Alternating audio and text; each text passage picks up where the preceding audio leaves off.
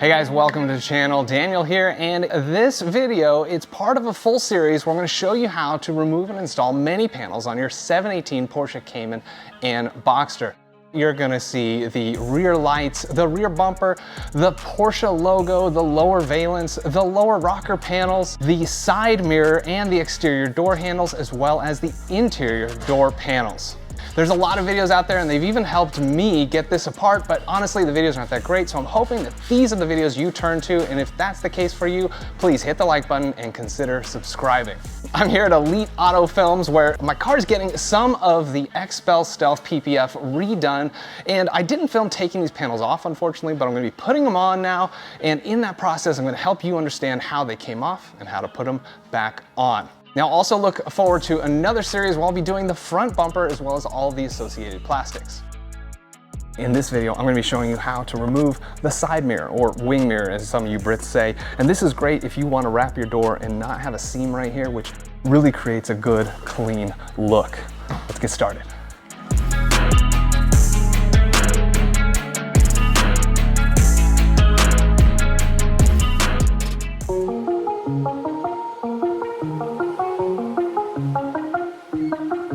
Although this process can totally be done by simply removing this plastic or leather covered panel on your door panel, it does make it quite a bit harder to do, and an extra few minutes removing a very easy to remove door panel will make your life a lot easier.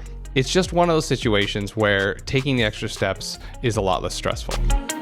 The 718 and 991 door panel is one of the easiest door panels I've ever removed, only held on by 4 T30 Torx screws. For the steps on removing the panel so it's easier to remove your side mirror, check out my other video where I show you how it's done. There'll be a link up in the corner of your screen or down in the description.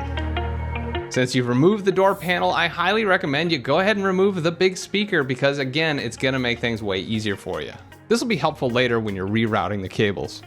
Remove the 6 T25 Torx screws holding it on. With the screws out, the speaker is free, but you do need to disconnect the electrical connector.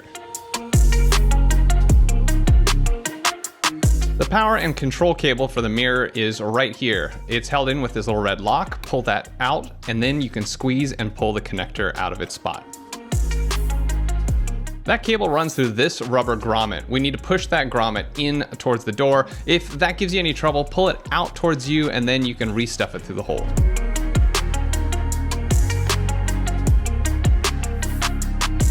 The mirror is only held on by one bolt and it's behind this rubber grommet. Inside you'll see it's a 10mm XZN bolt. If you don't have the bits for that, which many people don't, you'll need to buy some, and I have a link to some down in the description. The bolt is very close to the window glass when it's in the up position, so you might want to get it started with a regular hand wrench before attacking it with a power tool. I'm just using the power tool because there are a lot of threads. You want to hold the mirror while you remove it, but the mirror should stay put for the most part. Once the bolt's removed, you can slide the mirror out and run the cable out through the hole. It may be helpful to have an assistant here.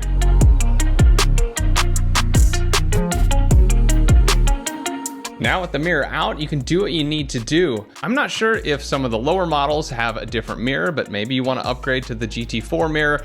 I'm not even sure if it'll connect, but let me know if it does. If you're only looking to swap out your mirror caps, you don't need to do this procedure.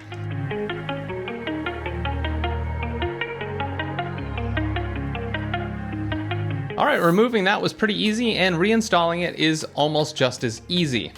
Before you do anything though, once you get the mirror in position, bolt it in. Again, it helps to have an assistant. You don't want to drop this, and you don't even want to almost drop it against your door. You'll leave a lot of scratches. I chose to torque this by hand. I don't have the torque specs right now, but check in the comments, I might add them later. Once you're done with that, cover up that hole with the rubber grommet and then reroute the cable back to where it came out from. This is the part where you're going to be thankful that you removed the door panel and the speaker. The rubber grommet will fight you a bit to get back in the hole, but thankfully you can put your hand behind it because the speaker's not there. Reconnect the power and control cable and then press the red lock down to leave it in place.